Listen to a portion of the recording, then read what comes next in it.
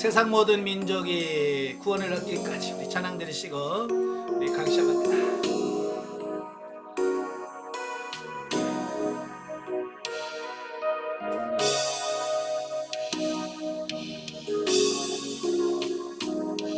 세상 모든 민족이 구원을 얻기까지 쉬지 않으시는 하나님, 주의 심장 가지고 우리 이제 일어나 저 따르게 하소서. 세상 모든 육체가 주의 영광 보도록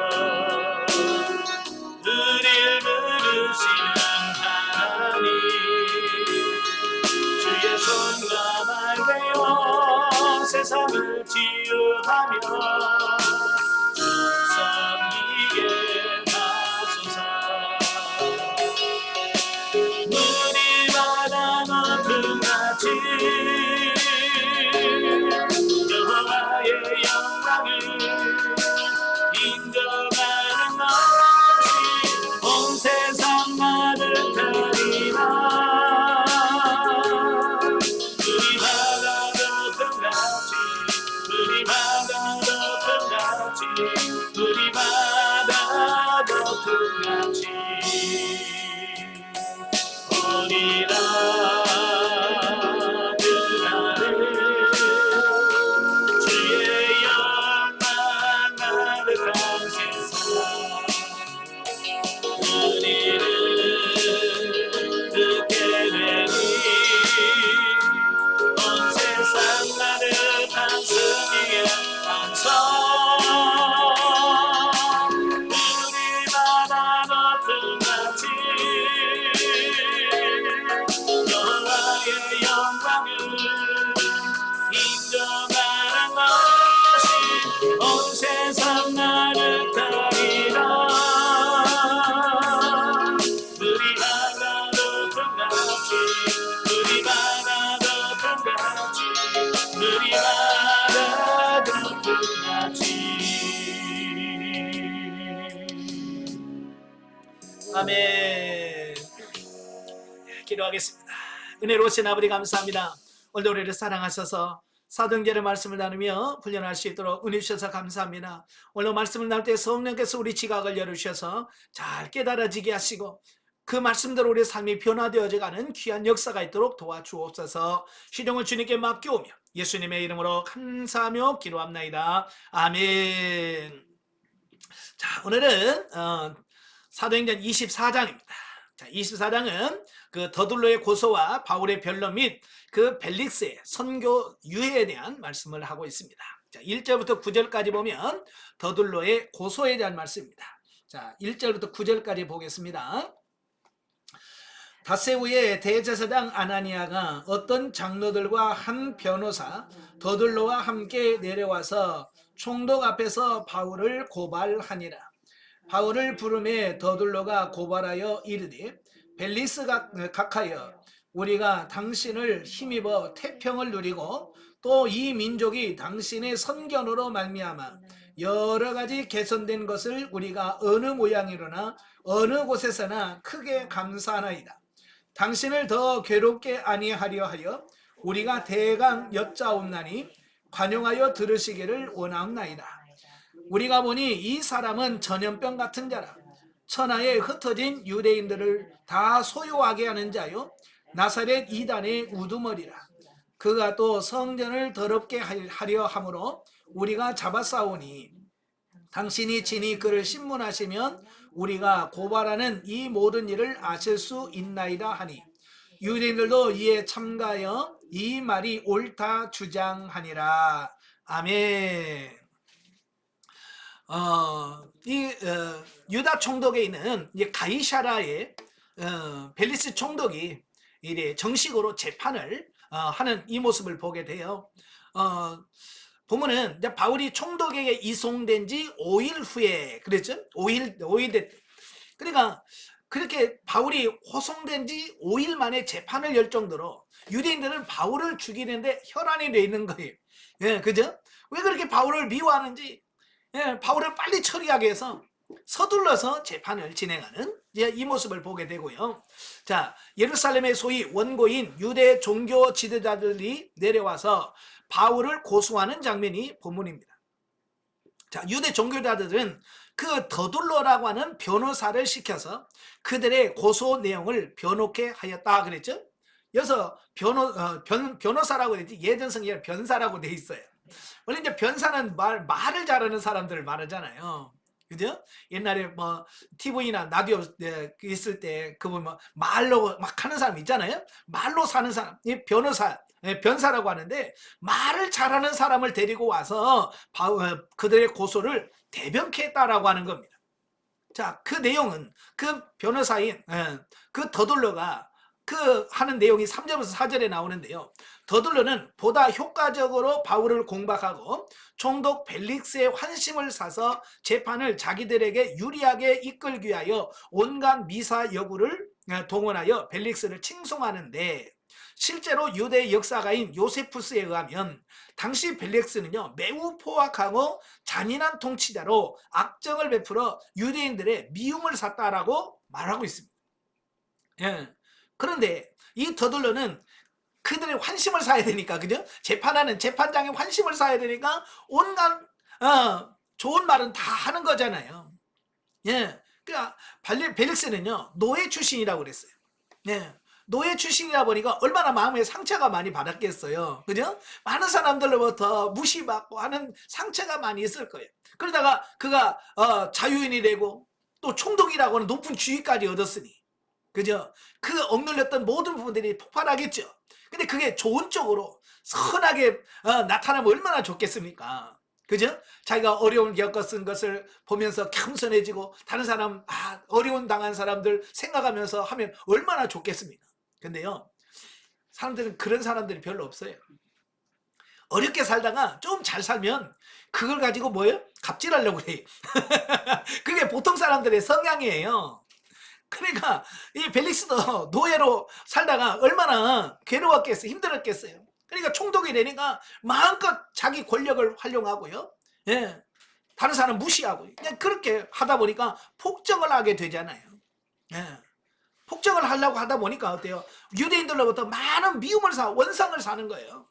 그런데 그가 가서 뭐라고 그래요? 예? 당신의 태평을 누립니다. 당신을 입니다. 우리가 태평을 누립니다. 또 이민족이 당신의 선견으로 말미암아 여러 가지로 개선된 것을 우리가 여러 모양 어느 곳에서나 크게 감사합니다. 예? 이게 말이 됩니까? 예? 따라서 더둘로의 말은 오직 사리사욕을 채우기 위해서 꾸며낸 간사한 언사요, 예, 거짓이라고 하는 사실을 알 수 있다라고 하는 겁니다. 예. 자, 5절부터 9절까지 보면 이제 더둘로가 그 바울을 개인적, 정치적, 종교적 세 가지 죄목으로 고소를 합니다. 예. 여러분도 그러잖아요. 어떤 고발을 하려면 죄목이 있어야 되잖아요. 뭐 사기면 사기, 뭐 이런 죄목이 붙여져야 되는데, 바로 바울을 고소를 하는데 고소하는 죄목을 여기서 세 가지로 정했습니다. 그 첫째가 뭐냐? 바울의 개인적인 죄목으로 바울을 전염병과 같은 존재라고 평가합니다. 자, 왜 전염병이라고 하느냐면 이는 바울을 유독한 존재로 고소한 것으로서 그 근거로 바울이 가는 곳마다 소요가 일어났다는 것을 이유로 들었습니다. 예. 그러니까 바울이 가는 곳마다 유대인들로 하여금 소요, 데모를 하도록 만들었다. 요즘으로 말하면 제 데모꾼이에요, 그 말이에요. 예? 데모꾼이라서 가는 곳마다 데모를 일으킵니다. 그런 뜻이거든요. 사실 바울이 데모한 건 아니죠. 예? 바울은 열심히 복음 전하면 유대인들이 자기들이 데모한 거잖아요. 그죠? 바울은 한 번도 데모를 일으킨 적이 없어요. 유대인들이 데모를 일으킨 거지. 근데 모든 것을 바울에게다가 떠넘기는 거죠. 자, 이러한 더둘로의 고소는 제국 내의 평화 유지를 가장 중요시한 로마 정부를 자극하기에 충분했으나 실제로 소요를 일으킨 것은 바울이 아니라 유대인 자신들이었다는 점에서 이 고소는 가당치도 않다라고 하는 사실입니다. 사실 로마는 제국이라고 하죠. 이 제국이라고 하는 것은 요즘에 미국을 연방이라고 하잖아요. 미 연방. 그러니까 여러 주가 있잖아요. 그 주로 이렇게 나눠서 독립적으로 하지만 또 미국이라고 하는 큰 나라를 형성하고 있잖아요. 예, 지금 중국도 그러잖아요. 중국도 우리는 단일 민족이라고 하는데 그거는 소수 민족들이 수없이 많아요. 그러니까 그 소수 민족을 억누르면서 중국이란 나라를 이렇게 건설했잖아요. 그러니까 밑에 소수 민족들은 뭐 하려고 하겠어요? 독립하려고 하잖아요. 그죠? 그러면 신장 위구르 지역 뭐 그 말 많이 나오죠? 그 사람들은 원래는 독립되어 있는데 중국이라고 한 나라에 이렇게 들어가다 보니까 그들은 독립하려고 지금 열심히 하니까 그걸 막 억압하게 해서 수많은 사람들을 가두고 경찰을 갖다가 군대를 파견하고 그래가지고 지금 힘으로 누르고 있잖아요. 그러니까 이 제국을 건설한다는 게 쉽지 않은 거예요. 그러니까 로마는 아프리카, 중동 이 지역을 다 통치하고 있잖아요. 다른 나라를 힘으로 눌러서 빼앗아서 자기 밑에 있단 말이에요. 그러니까 이 로마 제국이 가장 신경 쓰는 게 뭐냐면 데모 일으키는 거예요. 반란을 일으킨 거 이거 제일 싫어하는 겁니다. 그러니까 이 총독의 입장에서 제일 신경 쓰는 게 뭐냐면 나라에서 소요가 일어나는 거야. 데모 일어나는 거 이게 제일 신경 쓰는 겁니다. 그럼 위에서 너 능력이 없다. 네? 너 왜 거기서 통치를 잘못해가지고 왜 데모 일으켜? 라고 해서 책망 들을 수 있거든요. 그러니까 어찌하든 이 데모를 안 일어나게 해야 돼요. 소요를 못 일어나게 해야 되는데 바울은 가는 곳마다 소요를 일으키는 자라고 하니까 이 총독의 입장에서는 뭐요? 신경 쓰이겠죠. 그죠? 그래서 일부러 신경 쓰라고 지금 하는 거예요. 그러니까 바울을 처리해야 된다. 그걸 강조하다 보니까 바울을 소요를 일으키는 데모꾼이다라고 이야기한다는 거예요. 자, 둘째로 정치적인 죄목으로 바울이 일전에 스스로 왕이라고 자처했다가 처형된 나사렛 예수의 사상을 계승한 나사렛 땅의 우두머리로 유대인들을 선동하여 로마에 반역하려 한다는 것입니다. 예. 이것이 사실이라면 정치적으로 심각한 범죄가 아닐 수 없었다라고 하는 겁니다. 예. 조금 전에 말씀드렸잖아요. 예, 이 제국들은요, 이 반란을 일으킬까봐 제일 신경을 많이 쓰는 거예요. 그러니까 누구요? 내가 왕이야! 하고 등장하는 사람 제일 싫어하는 거예요. 그러니까 로마 사람들이 왕이라고 주장하면 제일 싫어하는 거잖아요. 그죠? 근데 예수가 누구요? 유대인의 왕이라고 주장한 사람이다. 예, 그러니까 예수를 유대인의 왕으로 세우려고 했고, 예? 그 당의 우두머리가 지금 이 바울이다. 얘를 처리해야 된다라고 말씀해주고 있는 겁니다. 사실 유대인들은요, 그 민족성이라든지 또 선민의식, 민족주의 이런 것들이 대단히 강한 사람들이 유대인이잖아요. 나라 없이 2000년이 지났는데도 불구하고 자기 민족성을 유지하고 있잖아요. 자, 이런 민족 없습니다. 보통 다른 나라에 속국이 되면 몇십 년, 몇백 년 되면 아예 그 나라에 그냥 속해서 민족성 같은 거 상실해 버립니다. 그죠? 근데 유대인들은요, 2000년이라는 시간 동안 나라가 없어도 자기들이 유태인이라는 거, 하나님의 선민이라는 사실을 기억하고 지키고 있는 민족이, 이런 탁월한 민족들이에요. 그러니까 어찌 보면 로마 사람들도요, 이 유태인들이 골치 아파. 나라도 조그만한데, 그지? 조그만한데 많은 소요를 일으켜요. 로마 시 안에서도 문제를 일으키는 겁니다. 그래서 글라우디오 황제가 얼마나 유태인들에게 열받았는지 로마 시에다가 포고령을 내렸어요. 뭐냐면 유태인들은 로마 시를 떠나라.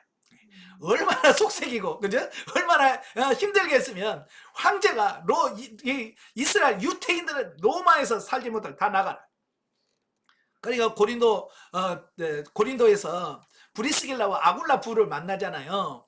그래서 이제 바울과 동역자가 돼서 사역자가 있는데, 이 브리스길라와 아굴라 부가 왜 원래 로마에 살았는데 왜 고린도로 왔습니까? 추방령 내렸거든요. 딱 유대인 나가. 그러니까 어쩔 수 없이 피해서 고린도 왔다가 바울을 만났거든요. 그만큼 어쩌면 유대인들은 로마 사람들에게 별로 안 좋은 인상을 많이 남긴 민족이다라고 보면 되겠어요. 그러니까 그걸 잘 이용하는 겁니다. 하여간 정치하는 사람도 그렇잖아요. 하여간 말꼬투리 하나 이거 참 하잖아요. 셋째는 뭐냐? 종교적인 제목입니다. 종교적인 제목으로 바울이 성전을 더럽혔다는 겁니다. 그러니까 유대교에서 성전은 절대적이잖아요. 그러니까 자기들이 신성시하는 그 성전을 모독해 하고 더럽혔다는 겁니다.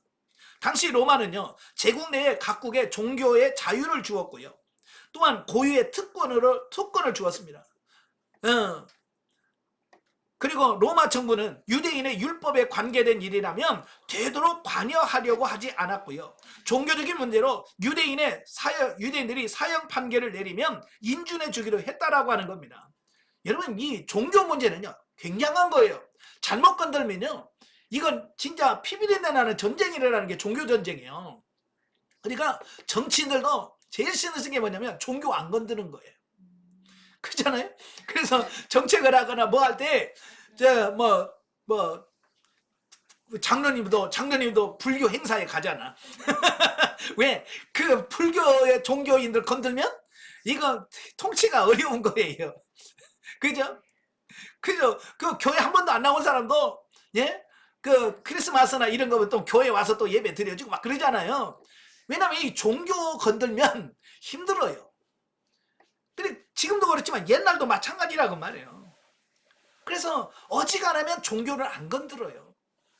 그러니까 사내들인 공회에서 사형을 언도하면 이 로마 총독들은 그게 아닌 걸 알면서도, 왜? 그들 건들면 안 되니까, 정치하기 어려우니까 어때요?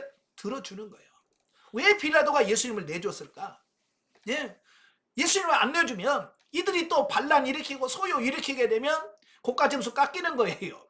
그죠? 그럼 총독에서 쫓겨나게 되고, 그러니까 어때요? 눈치 보니라고, 예? 그게 불법인 줄 알면서도, 불이라고 알면서도 그 내줄 수밖에 없는 어떤 이런 부분이 있었다라고 하는 겁니다.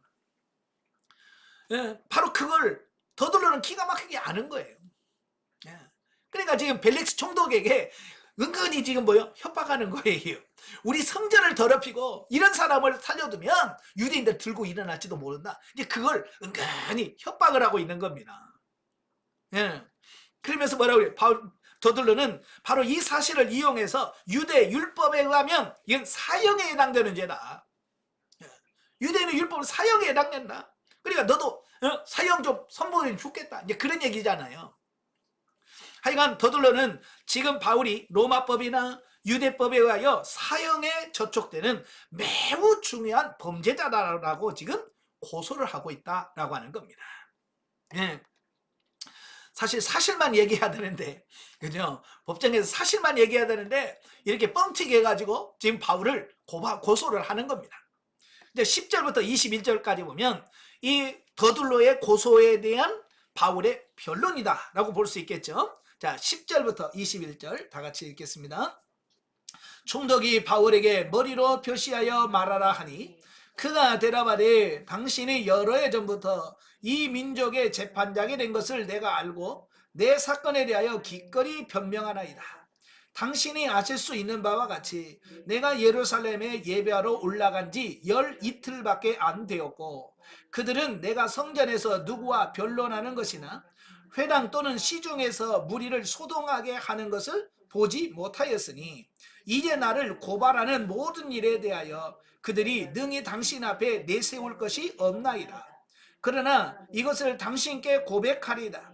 나는 그들이 이단이라 하는 도를 따라 조상의 하나님을 섬기고 율법과 선지자들의 글에 기록된 것을 다 믿으며 그들이 기다리는 바 하나님께 향한 소망을 나도 가졌으니 곧 의인과 악인의 부활이 있으리라 함이니이다. 이것으로 말미암아 나도 하나님과 사람에 대하여 항상 양심의 거리낌이 없기를 힘쓰나이다. 여러 해 만에 내가 민족을 구제할 것과 재물을 가지고 와서 드리는 중에 내가 결례를 행하였고 모임도 없고 소동도 없이 성전에 있는 것을 그들이 보았나이다. 그러나 아시아로부터 온 어떤 유대인들이 있었으니 그들이 나를 단대할 사건이 있으면 마땅히 당신 앞에 와서 고발하였을 것이요 그렇지 않으면 이 사람들이 내게 공회 앞에 섰을 때 무슨 옳지 않는 것을 보았는가 말하라 하소서. 오직 내가 그들 가운데 서서 외치기를 내가 죽은 자의 부활에 대하여 오늘 너희 앞에 신문을 받는다고 한 소리만 있을 따름이니이다 하니. 자, 이제 바울의 변론에 대한 말씀이에요. 본론은 보면은 이제 변호사 더둘로의 그 지식적이고 능란한 고소에 대하여 바울이 확실한 사실을 기초해서 담대한 태도로 논리 정연하게 변론하는 자 이런 부분들을 보게 됩니다. 참 더둘로도 참 대단한 사람이지만 바울도 만만치 않아요. 예, 그래서 바울 나름대로 아주 조리 있게 논리 정연하게 이야기하고 있는 겁니다. 예, 그래서 바울의 변론은 더둘로가 고소한 그 세 개의 항목, 즉 소요죄, 또 나사렛 이단의 죄, 또 성전을 훼손했다고 하는 죄에 대하여 조목조목 해명함으로써 자신의 무죄를 주장했다라고 하는 겁니다. 자, 여기서 우리가 한 가지 기억할 것은 우리 기독교인들이 믿음은 좋은데 논리적으로 좀 부족한 경우가 많아요. 그죠? 논리적으로 이걸 이해를 시켜야 하는데 못하고 그 못하니까 믿어. 그죠? 믿으면 돼. 왜 믿으면 믿지를 못하는 거예요. 그래서 무조건 믿음만 강조하지 왜 믿어야 되는지 이런 뭐 조직적이고 체계적이고 논리적으로 정해나는 이런 부분들이 좀 부족하다라고 보는 거죠. 그러니까 예수 안 믿는 사람 입장에서는 예수 믿는 사람들을 무대뽀라고 인식할 수밖에 없죠. 그냥 왜 무조건 믿으면 돼 막 그러니까. 예, 물론 믿음으로 해야 될 것도 있어요. 예, 부활이나 이런 것들은 논리적으로 이해가 안 되는 부분도 많거든요. 그럴지라도 어때요? 그런 부분들을 그들이 이해할 수 있도록 논리적으로 설명도 해주고, 예? 그래도 안 믿으면 어쩔 수 없겠지만, 그래도 그런 부분은 논리적으로 그들이 이해할 수 있도록 설명해주는 이런 부분도 필요하거든요. 예. 무조건 믿으라고만 하면 안 되잖아요. 자, 그래서 첫째는 11절부터 13절은 그 소요죄에 대한 변론입니다. 얘는 가는 곳마다 소요를 일으키는 자라라고 하니까 그 부분에 대해서 변론을 하는 거예요. 바울은 자신이 예루살렘에 올라온 지 불과 12일밖에 안 됐다. 내가 지금 예루살렘 올라온 12일 됐다. 그 중에 지금 5일은 내가 감옥에 있었다. 그러니까 실제로 움직일 수 있는 날은 7일 정도밖에 안 되는 거죠. 그러니까 그 짧은 기간 동안에 사람을 선동하거나 소욕해 할 수 없다는 점. 예, 그렇잖아요. 이런 데모하려고 그래도요. 그냥 하루아침에 이루어지는 게 아니에요. 예, 지금도 그러잖아요. 무슨 데모하려면 막 어떻게 해야 돼요? 막 방송하고 메시지 남기고 막 그래가지고 막 이걸 해야 이게 사람이 움직이지. 그냥 안 움직입니다. 뭐 지금처럼 뭐 메시지가 있겠습니까? 뭐 카톡이 있겠습니까? 그렇잖아요? 그러니까 그런 시대에 내가 온 지 며칠 안 됐는데 내가 그런 사람들을 모아서 소요를 할 수 있겠냐? 시간적으로 부족하다. 논리적으로 적용하죠? 그 다음에 뭐예요? 그리고 소요를 본 목격자는 증거가 없다. 예. 그러니까 모함이고 누명이다. 그렇잖아요. 증거가 있어야 될 거 아니에요. 예. 근데 그 증거를 제시하지 못하지 않냐? 그냥 소요만 일으켰다라고 그러지. 언제, 어느새, 몇 명이 어떻게 했다라고 하는 이런 증인들이 있냐라고 하는 거예요. 없다는 거예요.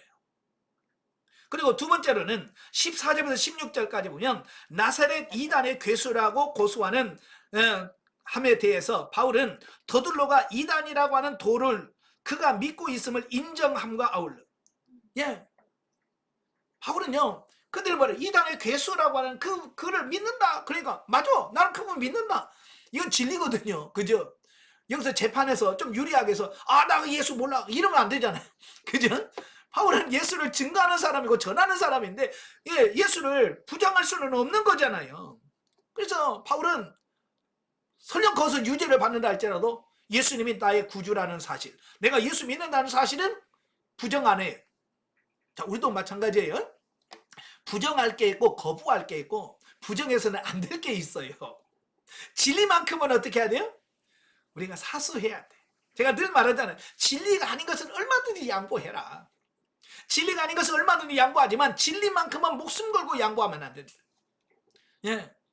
바울도 그래요. 어찌보면 내가 이단의 괴수인 예수를 믿는다 그러면 이 벨리스에게 안 좋은 인상을 줄 수도 있잖아요. 그죠? 좋지 못한 결과를 가져올 수 있어요. 그럼에도 불구하고 바울은 맞아. 내가 얘들이 말하는 이단의 괴수라고 하는 난 그 예수를 나는 믿는다라고 확실하게 증명하는 거예요. 예.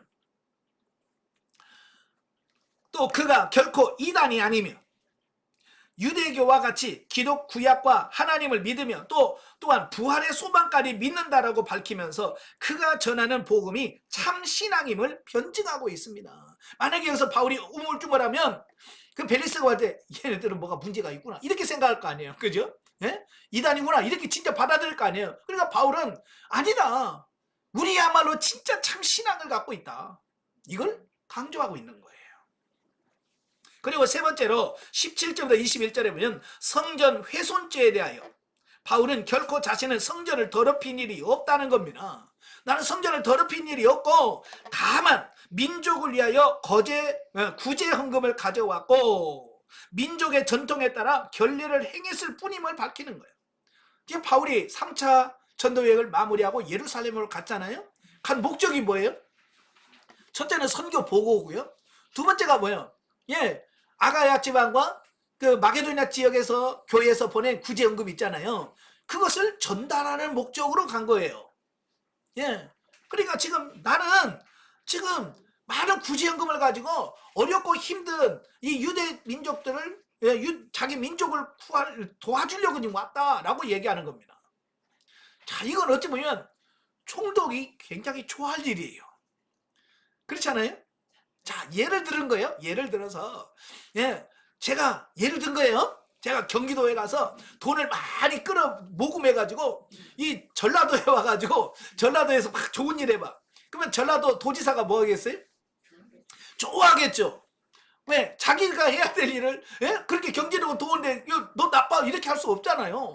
마찬가지인 거예요. 아니 많은 돈을 헌금 걷어가지고 와가지고 자기가 통치하고 있는 거기다가 이 구제연금을 많이 했다는데 기분 나빠할 총독이 어디 있어요? 그렇잖아요.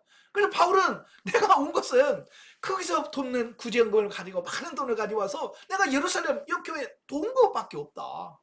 그리고 내가 한 거라고 하는 것은 이 성전에 와서 결례를 성경의 말씀에 따라 나는 결례를 해갔을 뿐이야 라고 주장하는 겁니다. 그러니까 더둘로가 주장하는 그 모든 것은 다 옳지 않다라고 주장하는 거고요.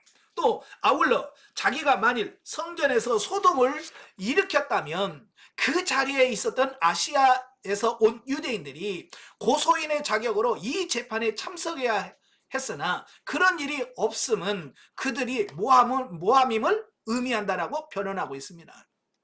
그러니까 피해봤다고 하는 그 당사자들이 와서 고소를 해야지 왜 그들은 하나도 없고 왜 엉뚱한 사람이 와서 고소하냐 이 말이에요. 자, 이렇게 사실에 기초한 바울의 논리 정연한 변론은 결국 벨릭스의 호의를 얻게 되었고 바울을 해하려고 하는 유대인들의 음모는 다시 한번 무의로 돌아가고 말았다라고 하는 겁니다. 그래서 조금 전에 말씀했잖아요. 기독교인들이 부족한 게 뭐라고요? 논리. 논리. 그러니까 우리가 무조건 믿사오니 이건 안 통할 때가 있어요. 벨릭스가 예수 믿는 사람이고 하나님에 대해서 아는 사람이면 믿습니다. 그러면 아멘 할 수 있지만 그는 하나님을 모르는 사람이잖아요. 불신자들이요. 그들을 납득하고 그들을 세우려고 하니까 어때요? 논리가 필요한 거예요. 그래서 우리도 논리적인 부분도 갖추는 것이 중요하다라는 거예요. 자, 22절부터 27절까지 보면 벨릭스의 간교함에 대해서 말씀하는데요.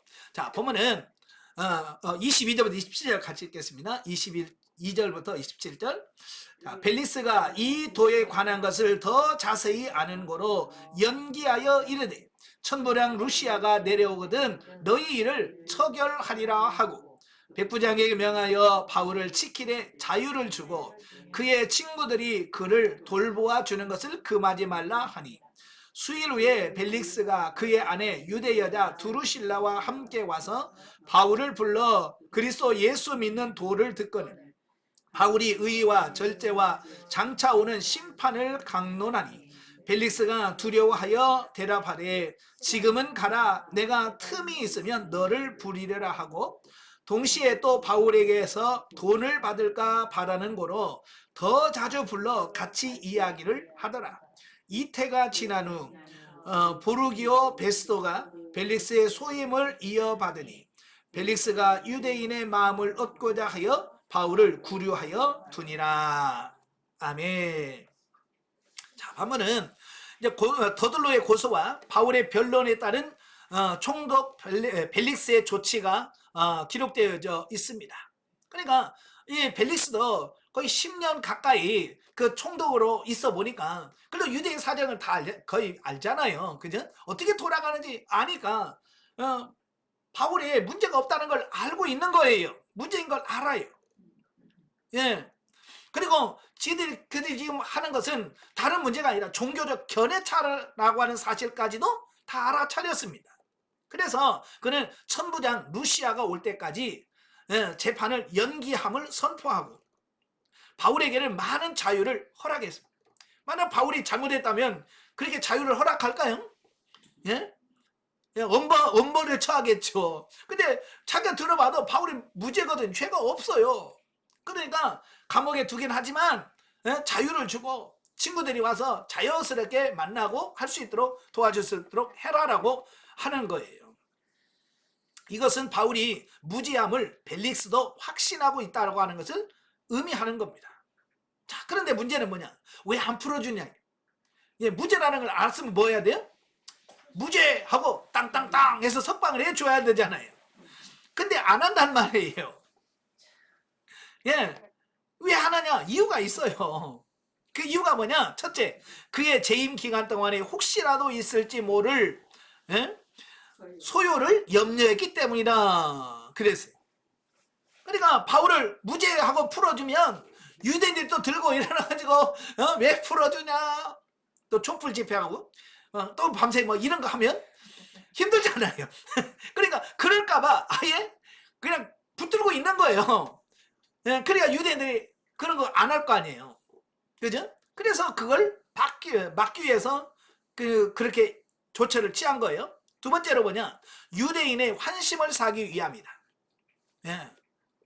어쨌든 바울을 붙잡고 있음으로써 유대인들에게서 반감을 사지 않고 시감을 버는 거예요.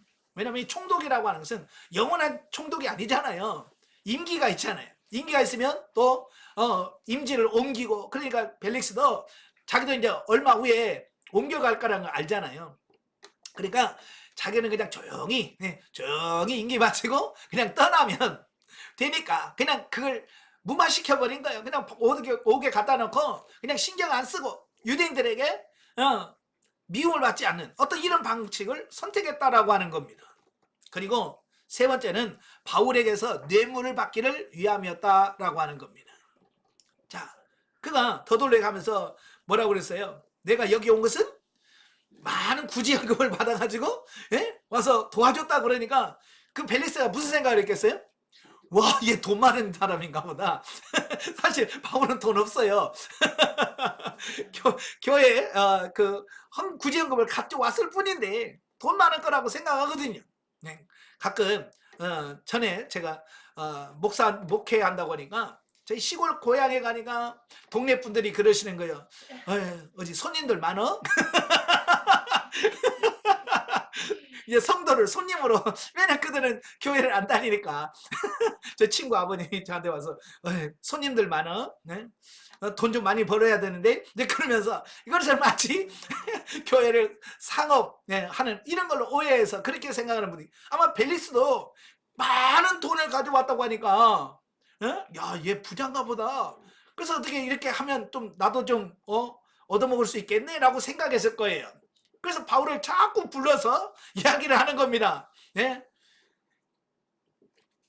바로 그런 순수하지 못한 이런 부분들을 보게 되어지죠. 만약에 바울도 순수한 사람이 아니었다면 뇌물도 주고 그랬겠죠. 그럼 빨리 풀어나올 수도 있겠지만 바울은 양심적으로 사는 사람이잖아요. 그죠?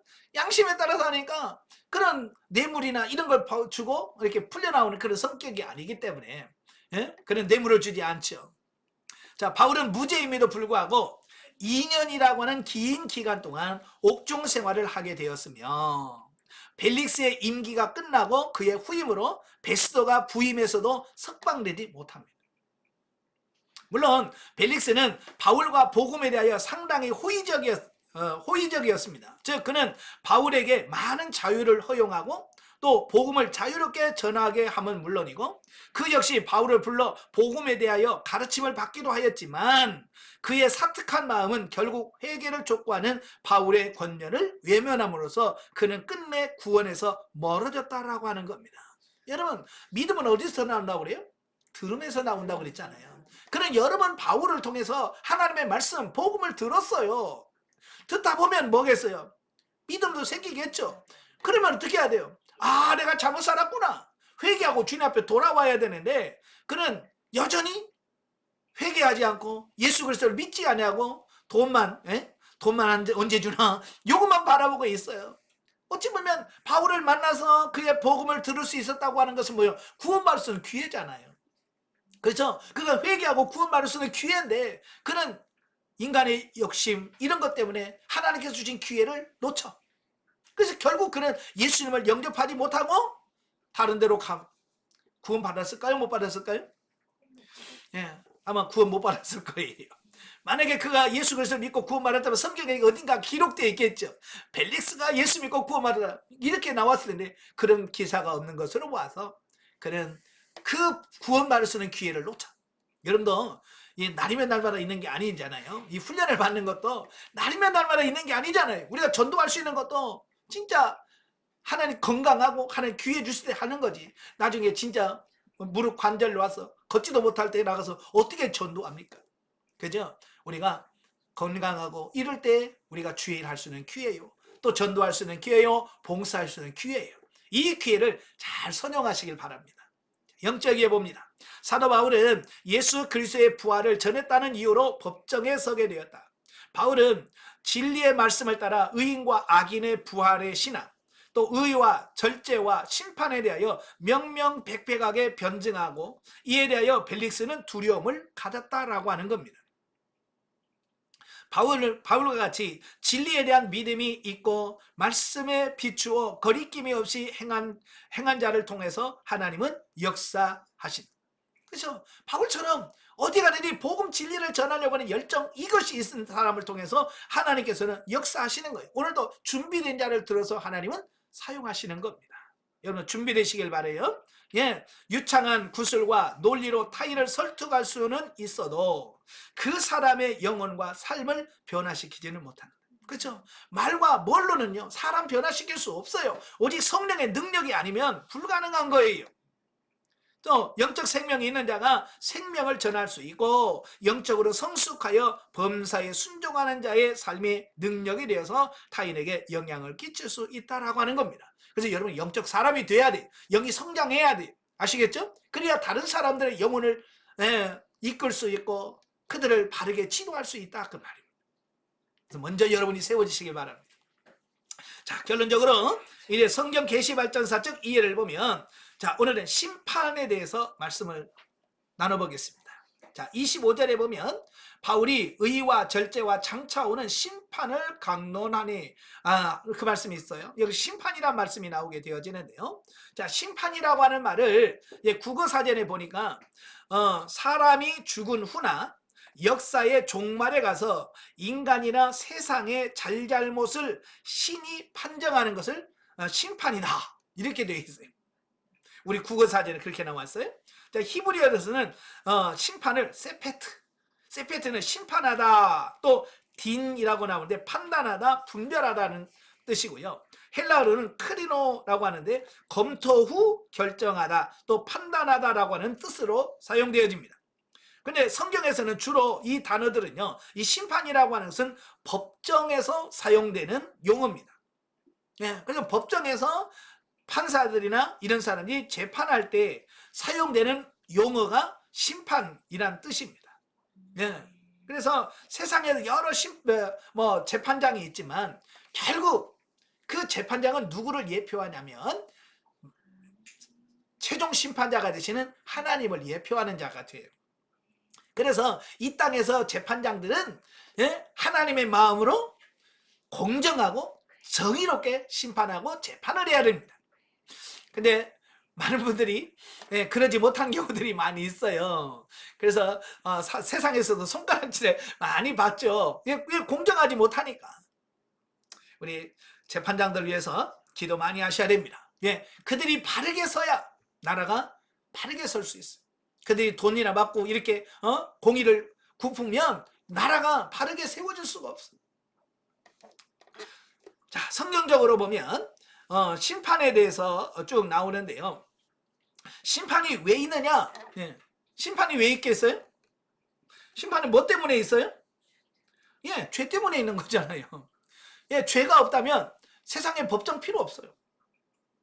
죄가 세상에 들어오므로 재판정이 있고 재판정이 있다 보니까 재판할 수 있는 재판장이 세워지는 거거든요. 예, 그래서 죄가 있으므로 이 법정이 심판이 있다라고 하는 것을 기억하면 좋겠고요. 자, 먼저 창세기 3장 1절부터 보겠습니다. 창세기 3장은 최초의 심판에 대한 말씀을 해요. 인류 최초의 심판.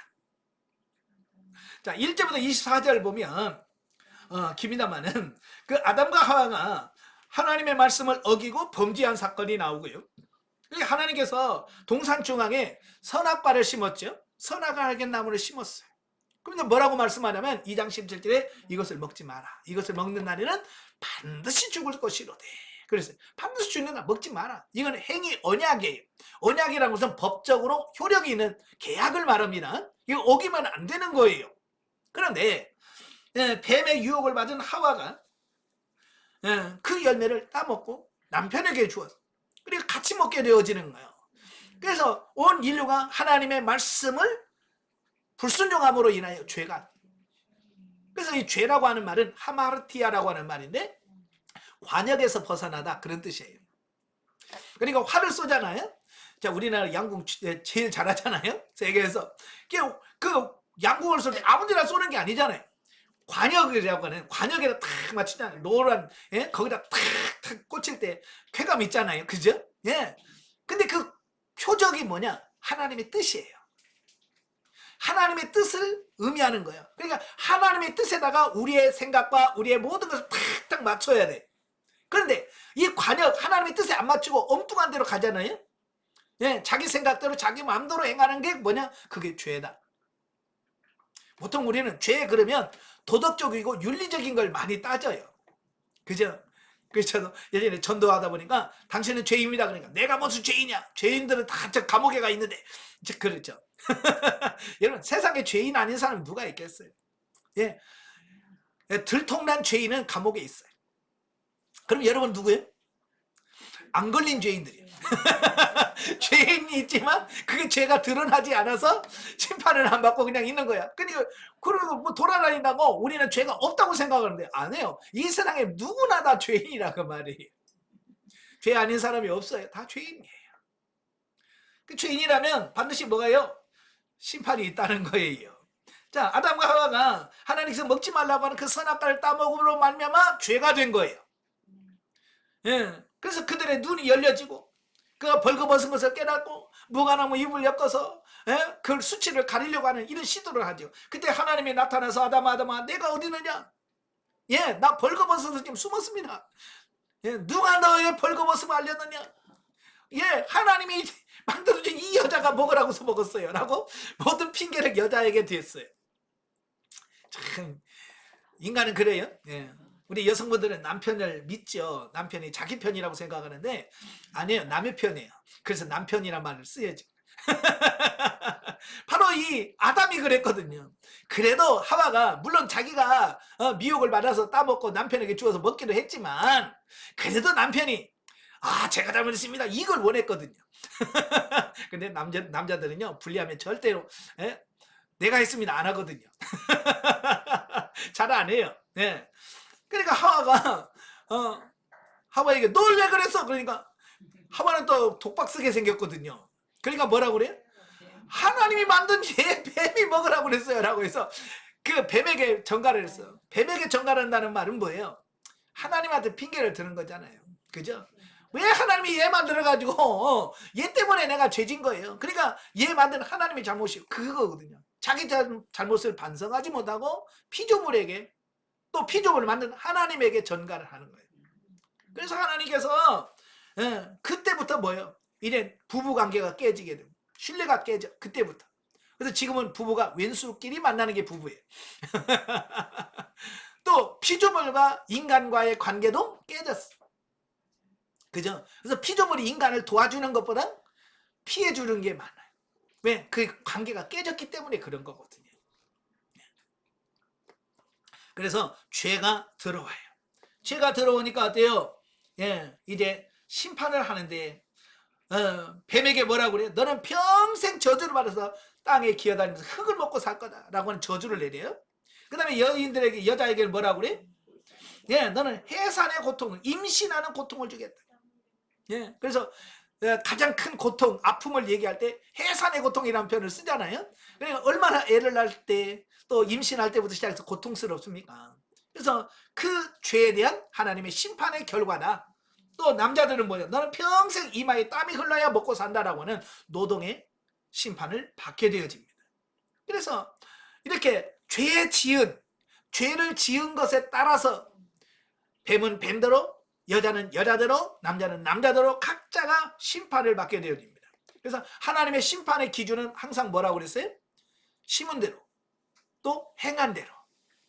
여러분들 나중에 하나님 앞에 가서 행한 대로 심판받을 거예요. 네. 자, 이렇게 처음부터 창조 때부터 이 세상에 심판이 오게 되어집니다. 그 뒤로 자 6장으로 갑니다. 창세기 6장에 가면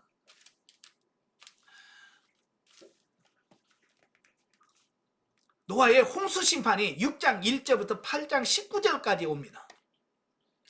이 인간들이 시간이 흘러가면서 사람들이 많아지니까 어때요? 이제 더 많은 죄를 짓게 되는 거예요.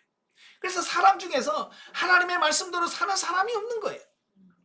유일하게 노아와 그의 가족만 좀 어렵게 사는 거예요. 그래서 하나님께서 노아에게 방주를 만들어라 라고 말씀하시고 이 세상을 물로 심판하셨습니다. 예. 그래서 세상을 물로 다 심판하셨습니다. 어쩌면 가장 완벽한 하나님의 심판이고요. 최후의 심판에 대한 모델로 보여준 사건이 노아 홍수 사건입니다. 예. 그러니까 많은 사람들이 하나님이 세상을 심판하실 거다 믿어요, 안 믿어요? 안 믿죠. 보여줬는데도 이 노아의 홍수 심판은 최후의 심판이 있을 거라고 하는 사실을 모형과 예표로 보여준 사건인 거예요. 그러니까 야 노아 홍수 때 봐봐, 노아로 물로 세상을 심판하셨지? 마찬가지로 최후에 하나님이 이 세상을 다 심판하실 거야 라고 하는 것을 우리에게 보여준 사건이다 라고 하는 것을 보게 되어집니다.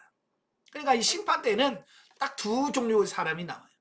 심판받은 사람이 나오고 그 다음에 심판 중에서 구원받는 사람이 나오는 거예요. 노아 홍수 때 모든 인류는 다 죽었어. 그러나 방주에 들어간 노아와 그의 6식구, 그래서 모두 8명만 구원받게 되는 거예요. 야, 나중에 예수님의 재림하시고 심판하실 때도 소수의 거룩한 자, 남은 자들만 구원받는다고 하는 진리를 우리에게 보여주고 있습니다. 자, 그리고 이제 예레미야 25장. 예레미야 25장 자, 1절부터 14절까지 보면 예레미야 선지자가요, 그 이스라엘 백성들에게 무슨 말씀을 하냐면 하나님께서 너희를 바벨론으로 포로로 끌려가서 70년 동안 바벨론 왕을 섬기게 될 거다라고 하는 심판을 선언합니다. 예. 왜 바벨론에 의한 심판을 받게 한다고 그랬어요? 그들의 죄 때문에. 항상 심판은 뭐와 연결되냐면 죄와 연결되어 있어요. 죄가 있는 곳에 하나님의 심판이 있습니다. 우리가 신명기 28장에 보면 1절부터 14절까지는 뭐냐면 너희가 하나님 말씀을 듣고 순종하면 복을 받을 것이고 너희가 내 말을 듣지 않고 불순종하고 나를 믿지 않으면 저주가 있을 거다라고 이야기합니다. 그러면서 저주에 대한 쭉 말씀을 하죠. 적군이 쳐들어올 거고 뭐 할 거고 쭉 하면서 마지막에 가장 강력한 심판이 뭐였냐면 너희를 세상에 흩어버리게 한다. 이게 이스라엘 백성에게 주어진 가장 강력한 하나님의 심판이 뭐냐면 너희를 흩어버리게 한다. 그래서 역사적으로 어떻게 돼요? 두 번 실제가 되잖아요. 그죠? BC 722년도에 북이스라엘은 아수르에 의해서 흩어져 버렸어요. 그 다음에 586년은 바벨론에 의해서 남유다가 사라졌어요. 흩어져 버렸어요. 바로 하나님의 말씀은 진리예요. 그래서 그대로 하나님의 말씀의 심판이 그대로 증명되어져요. 예. 그러니까 우리가 하나님의 말씀을 따라 순종해야 된다라고 하는 것을 보게 되어집니다. 그래서 자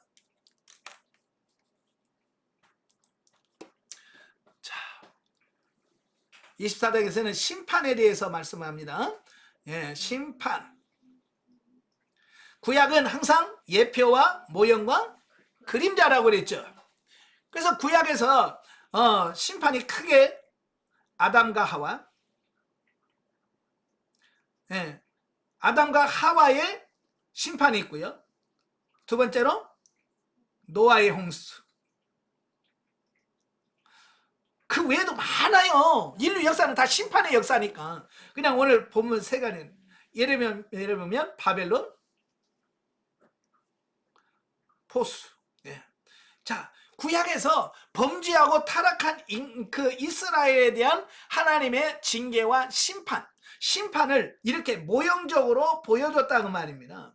그러니까 이것은 뭐냐면 하나님의 심판이 반드시 있을 거라고 하는 사실을 우리에게 보여준 내용이에요. 아시겠죠? 예. 그러니까 이런 심판이 있다는 것은 결국 하나님의 심판이 있구나. 이것을 통해서 우리들로 하여금 알도록 하시는 어떤 이런 부분이다라고 보게 됩니다. 그러면서 이제 마태복음 24장 15절. 마태복음 24장 15절부터 28절까지 보면 이제 최후의 심판에 대한 말씀을 예수님께서 말씀을 하셔요. 그죠? 24장, 25장은 마태복음 종말론이 예수님께서 직접 하신 종말론 중에 하나예요. 예. 그 중에서 뭐라고 말씀하냐면 예수님께서 그러므로 너희가 선지자 다니엘의 말한 바와 멸망에 가증한 것이 거룩한 곳에 선 것을 보거든 있는 자는 깨달을진저 그때 유대에 있는 자들은 산으로 도망할지어다. 그러면서 쭉 뭐라고 말씀하냐면 심판에 대해서 말씀을 하고 있어요. 예수님이 심판을 얘기하고 있어요. 예. 또 누가복음 21장 5절부터 28절. 자, 5절부터 28절까지 보면 마태복음 24장과 말씀과 거의 유사한 말씀이 나와요. 자, 예수님이 성전에 들어갔어요. 그러니까 5절에 보니까 어떤 사람이 성전을 가리켜 그 아름다운 돌과 헌물로 꾸민 것을 말하며 예수께서 이르시되 너희 보는 이것들이 날에 이르면 돌 하나도 돌 위에 남지 않고 다 무너뜨리리라. 그랬죠? 이건 심판에 대한 말씀이에요. 사실 이 헤롯이 유대인들의 환심을 사기 위해서 헤롯 성전을 46년 동안 끈질끔했었죠. 확 지어주면 이스라엘 백성들이 말 잘 안 들으니까 너 내 말 안 들으면 성전 안 지어준다. 이제 그런 협박 비슷하게 조금씩 해서 46년에 걸쳐서 성전을 완성을 해요. 나름대로 신경을 많이 써서요. 진짜 아름다운 돌로 싸서 성전을 지었습니다. 그러니까 그거 하니까 자기가 봐도 이쁜 거예요. 그러니까 예수님한테 와 멋있지 않습니까? 그 성전을 자랑하는 거예요. 성전의 실체는 예수님인데. 그러니까 예수님께서 뭐라고 그래요? 때가 되면 날이 이르면 돌 위에 돌 하나 없이 다 무너질 거다. 이건 뭐예요? 하나님의 심판이 있을 거다라고 하는 말씀을 하는 거거든요. 그러니까 예수님도 계속해서 뭘 얘기를 해요? 예, 심판을 얘기한단 말이에요. 예수님도. 근데 예수님의 심판은 두 가지 의미가 있어요. 1차 성취. 1차 성취는 AD 70년 예루살렘이 무너지는 걸 말해요. AD 70년에 로마의 장군 디도, 그러니까 아까 66년도 AD 66년에 유대인들이 반란을 일으킵니다. 로마에 대하여 반란의 길로 독립운동을 펴요. 그러니까 로마에서 티투스라고 하는 장군을 파송합니다. 파견을 해요. 그래서 로마의 티투스가 수많은 로마 군인들을 끌고 와서 예루살렘을 포위합니다. 그래서 그 3년여 동안 그 또 전쟁을 해요. 그래서 예루살렘 성이 무너지고 그들이 마사다라고 하는 곳에 숨어가서 마지막 거기서 결전을 하게 되어지는데, 바로 AD 70년 성전이 무너지는 상황을 지금 예수님께서 말씀하시는 거예요. 돌 위에 돌 하나 없이 다 무너지리라. 그래서 예수님이 그 1차 성취, 자 그러면 2차 성취는 언제 이루어질까요? 예? 2차 성취, 예, 2차 성취는 최후의 심판. 예. 예. 자, 예수님께서 다 무너지리라고 하는 성취는, 1차 성취는 AD 70년에 예루살렘이 무너진 사건을 통해서 성취가 돼. 예. 그리고 이 1차 성취는 결국 예수님의 재림 때 있을 최후의 심판을 예표한다. 그러니까 1차 성취는 결국 뭘 말하냐면 2차 성취가 있을 거라고 하는 내용을 말씀하고 있는 거예요. 그죠? 그러니까 우리가 예수님의 재림 믿어요, 안 믿어요? 믿어요. 최후 심판 믿어요, 안 믿어요? 예, 믿어요. 왜? 역사 속에서 1차로 성취한 걸 보면 이것이 반드시 이루어질 거라고 하는 사실을 말씀해주고 있는 겁니다. 자, 그리고 이제 베드로 후서 3장 8절에 가면 베드로 사도가 최후의 심판에 대한 말씀을 하고 계셔요. 자, 베드로서 3장 8절부터 13절까지 같이 보겠습니다. 사랑하는 자들아, 주께는 하루가 1000년 같고 1000년이 하루 같다는 이 한 가지를 잊지 마라.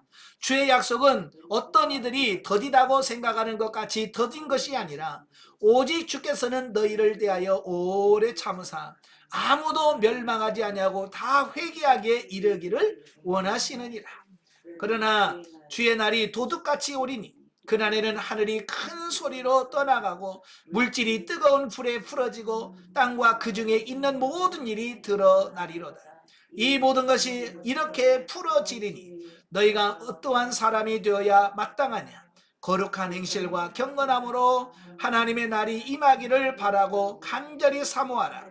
그날에 하늘이 불에 타서 풀어지고 물질이 뜨거워 불에 녹아지려니와 우리는 그의 약속대로 의가 있는 곳에 새 하늘과 새 땅을 바라보도다. 아멘. 지금 베드로가 최후의 심판에 대한 예언을 하고 있다라고 하는 겁니다. 예, 그래서 지금 눈에 보이는 이 세대는 다 사라지게 될 거다. 그리고 새 하늘과 새 땅이 임할 거다라고 하는 말씀을 예언하고 있다라고 하는 겁니다. 그래서 지금 우리가 있는 이 지구는 언젠가는 끝날 날이 온다 그 말이에요. 예, 지금은요 이 지구가 하나님께서 정해놓은 일정한 법에 의해서 이게 다 묶여 있어요. 그래서 이 태양과 지구가 가까워지지도 않고 멀지도 않고 일정한 간격과 일정한 시간을 다 돌아요. 그죠? 왜? 이건 하나님께서 이 천지를 창조하실 때 정해놓은 그 법에 의해서 이루어지는 거예요. 그런데 때가 되면 거기 뭐라고 써요? 하늘이 불에 타서 풀어지고 물질이 뜨거워 불에 녹으려니와. 이건 뭡니까? 이 일정한 하나님이 정해놓은 이 법칙이 다 무너질 거라는 거예요. 예, 만약에 생각해봐요. 지금은 달이 지구하고 일정한 거리를 유지하고 있잖아요. 이 달이 지구를 이렇게 돌다가 지구와 조금만 가까워지면 민물과 썰물이 일어나요. 그죠? 그래서 뭐 좀 더 많이 가까워질 때 뭐 살이라는 말 많이 쓰잖아요. 바닷물이 막 쑥 들어오고 밀려오는 때 살이라고 하잖아요. 예? 바로 이런 일들이 생겨. 근데요 달이 지구와 절반만큼 가까워져 봐요. 어떻게 될까요? 세상은 물바다 됩니다. 달하고 지구가 거리만 지금 거리에서 조금만 더 가까워지면요 이 바닷물이 다 막 땅을 다 삼켜버릴 거예요. 그때가 언제냐? 하나님의 심판 때다 그 말이에요. 그러니까 베드로도 예수님의 심판, 최후의 심판을 예언하고 있다라고 하는 것을 말씀해주고 있습니다. 자, 마지막으로 계시록 20장 11절부터 15절까지인데요. 지금까지 구약에서부터 쭉 예언되어진 모든 부분이 있잖아요. 아담 심판, 노아 심판, 바벨론 포스, 또 예수님이 말씀하신 이런 예언들, 또 베드로 사도가 말한 그 예언이 언제 성취가 되느냐? 다 백보자 심판. 백보자 심판을 얘기하고 있는 거예요. 무슨 말이 아시죠? 그러니까 모든 심판, 구약, 신약 모든 시대의 최종적인 결론은 백보자 심판을 이야기하고 있다라고 하는 거예요. 그러니까 백보자 심판에 대한 모형과 예표란 말이에요. 그림자란 말이에요. 그래서 성경의 심판이란 글자를 딱 보면 우리는 뭘 기억해야 되냐? 과거, 하나님이 홍수 심판에서 이건 이미 지나간 거예요. 이건 예표예요. 이제는 우리는 과거를 보는 게 아니라 미래를 바라봐야 돼요. 무슨 미래? 예수님이 이 땅에 재림하시고 천년왕국이 있은 후에 백보자 심판에서 모든 사람이 행한 대로 심판받을 것에 대한 준비, 이게 오늘날 심판을 대하는 태도라고 할 수 있는 거예요. 과연 여러분, 우리가 지금 어떤 심판을 대비하고 있습니까? 물론 홍수로? 아니에요. 하나님께서 노아 홍수 이후에 무지개 언약을 주셨어요. 무지개 언약은 뭐예요? 내가 물로 세상을 심판하지 않겠다라고 그랬어요. 이게 물로 세상을 심판하지 않을 거예요. 왜? 하나님이 약속했기 때문에. 그럼 뭘로 심판하셔요? 이제 불로 심판하실 것이다 라고 말씀해주고 있습니다. 그 심판대 앞에 우리가 어떻게 설 거냐?